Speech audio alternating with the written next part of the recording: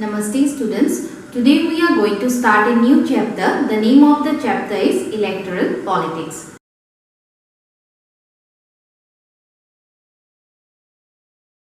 See, the first heading is, one question is there. Why do we need election? Why do we need election? Just you imagine a democracy without election. What will happen? If there is no election, what will happen? Who will rule?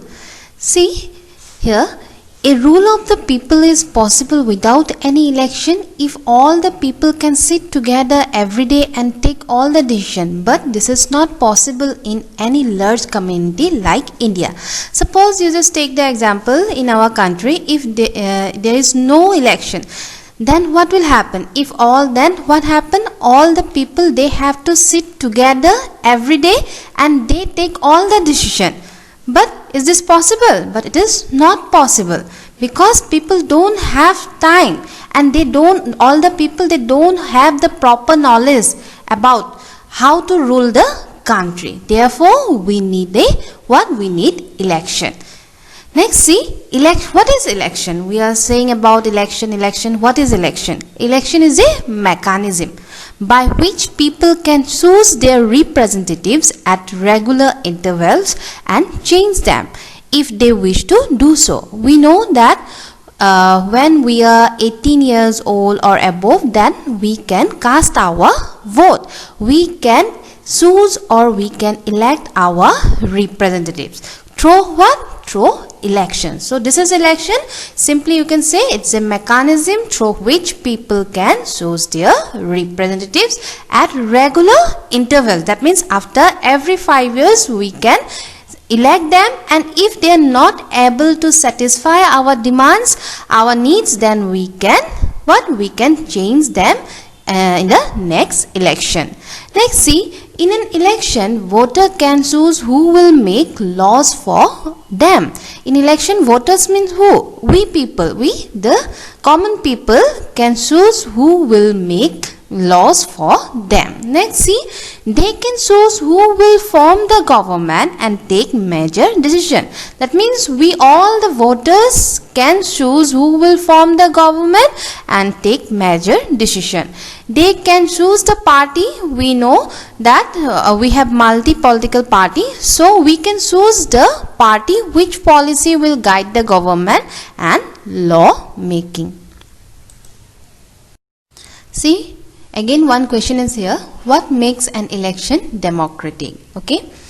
See, everyone should be able to choose. We already discussed that when we are 18 and above 18 years old, then we can cast our vote. That means that everyone should have one vote. We, that means every people, every citizen have one vote, and every vote, and that vote should have equal value. Okay. Next, see, there should be something to choose from. Parties and candidates should be free to contest election and should offer some real choice to the voters. The parties and the candidates, okay, should be free to contest election. They should be free to contest election and they should offer some real choice to the voters. Next, see, the choice should be offered at regular interval. Election must be held regularly after every few years. Election should be held after every that means every few years. In India, it is held after every 5 years. Next, see, the candidates preferred by the people should get elected. That means the candidate which is preferred by the people should get elected. Election should be conducted in a free and fair manner where people can choose as they really wish. That means election should be conducted in such a manner that it should be free and fair where people can choose as they really wish. Again, you see, another question is there. The question is it good to have political competition? Yes, it is good to have political competition. See why? Election are all about political competition. That means election are all about political competition. Suppose there is no competition, then what will happen? That election will become pointless. Okay, But still some demerits are also there. So demerits of electoral competition. What they are? See, it creates a sense of disunity and factionalism in every locality. See, we are saying that in the beginning that sometimes it is good to have political competition, but some demerits are there. What are they are? See, this electoral competition, it creates a sense of disunity, and it also creates some factionalism in every locality. It creates some factionalism in every locality. Next, see, the parties and candidates often use dirty tricks to win election. Because of this competition exists. That's why what they did, that means the party and candidates, they often use dirty tricks to win election, so that they can win the election, so they use some dirty ways. Next, see, because of this, some good people who may wish to serve the country do not enter this arena. Because of this demerits, apart from this lots of demerits are there.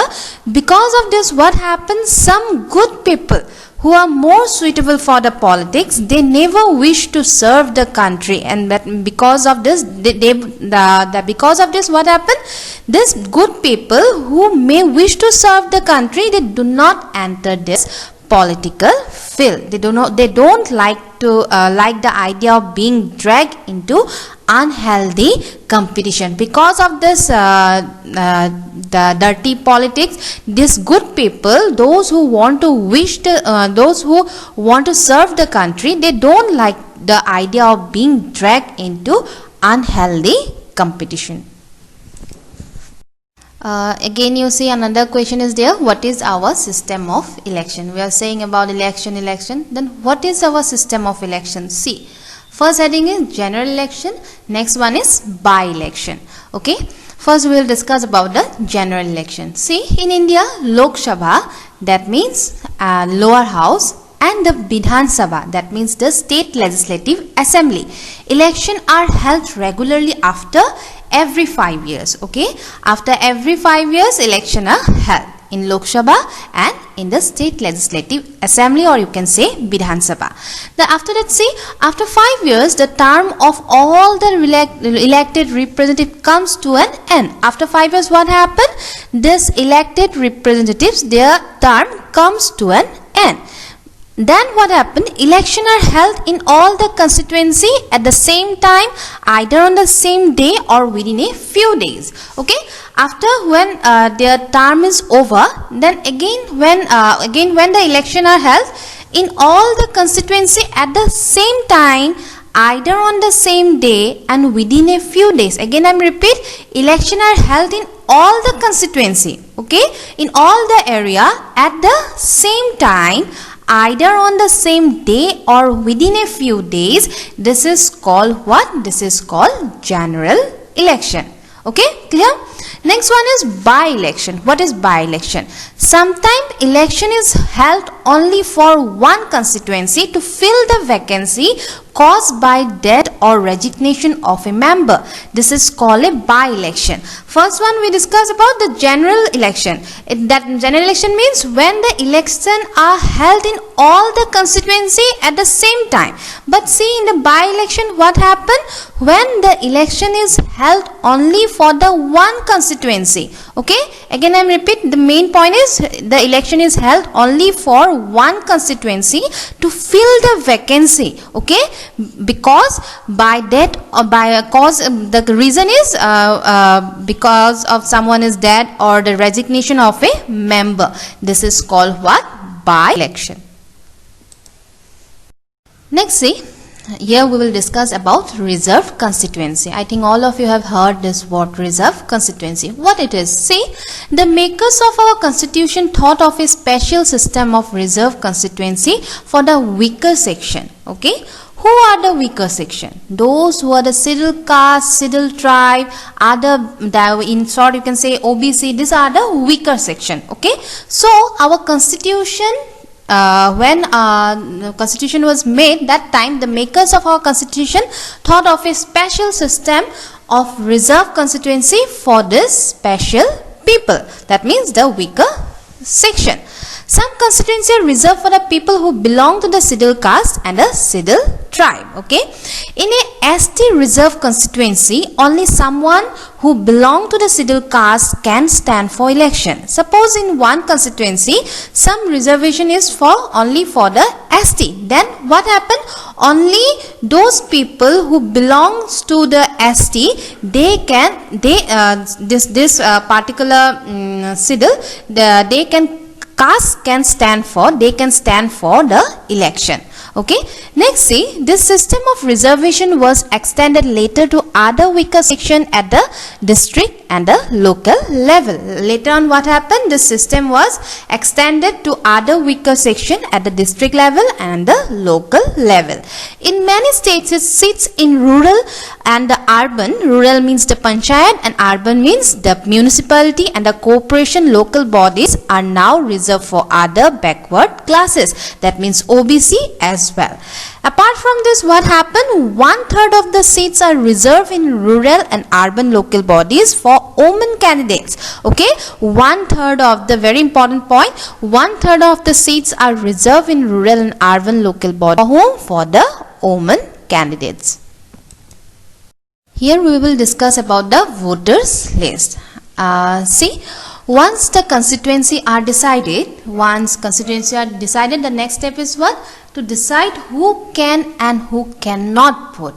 We all know that 18 years, again and again I am repeat this sentence, that when you are 18 or above 18, that time you can cast your vote.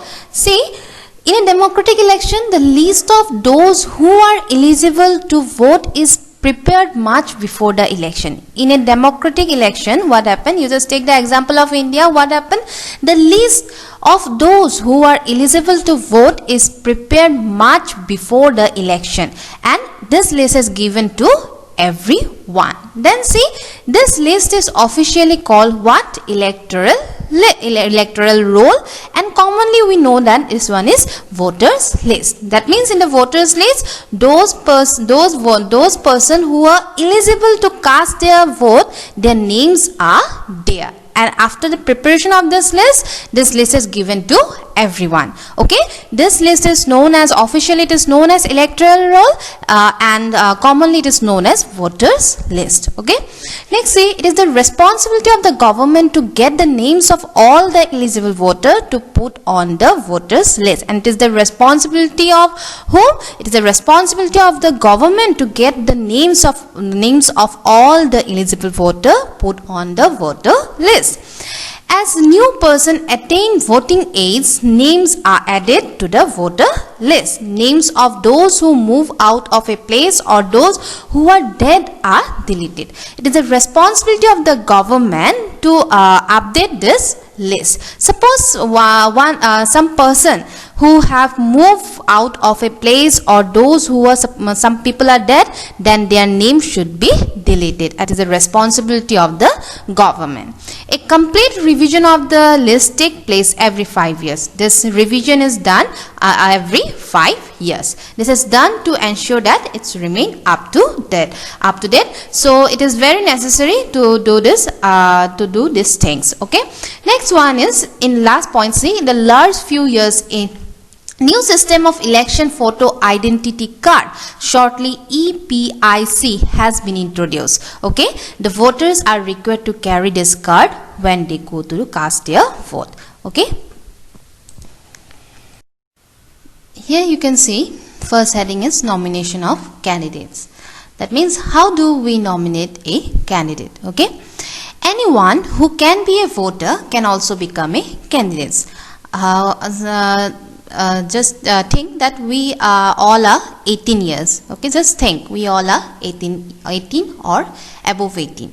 So that means we are the voter. Okay, so anyone who can be a voter, that means we are a voter, then we can also become a candidate. But how? See, in order to be a candidate, the minimum age is 25 years. To become a candidate, to become a voter, your minimum age should be 18 or above 18. Okay, after that what happened? If you want to become a candidate, then your minimum age should be what? Is 25 years. Clear?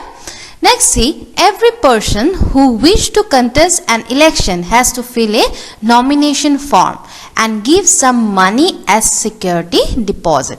Okay, after that what happens? See, every person who wishes to contest an election has to fill up a form, a nomination form, and he have to deposit some money as a security deposit. Okay, next, see, every candidate has to make a legal declaration giving full details of what this declaration are. See, first one, serious criminal cases pending against the candidates. Next, see, he have to give the details of his property, assets and liabilities of the candidates. He have to give the details of his property and his or her family. Okay, next, see, he have to give the education qualification. Okay, and this information has to be made public. Here we will discuss about the election campaign. This is very important before the election.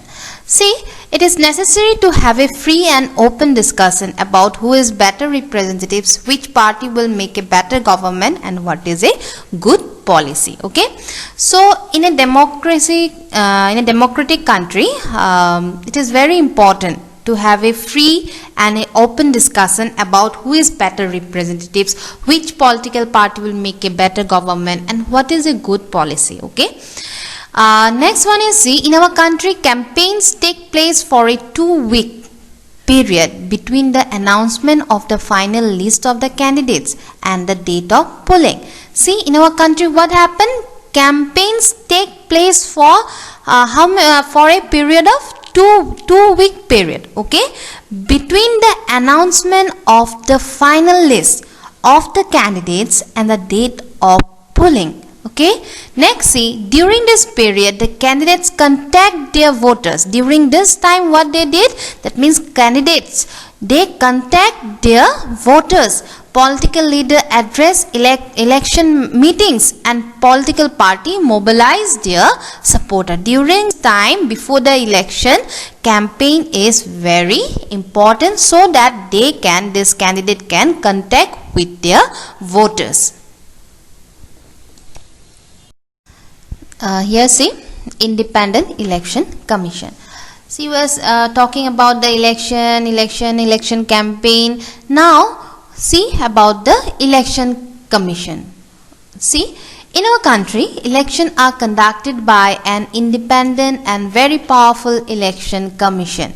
In short, you can say EC. Okay, who conduct the election? That means a very powerful and independent commission, that is known as Election Commission.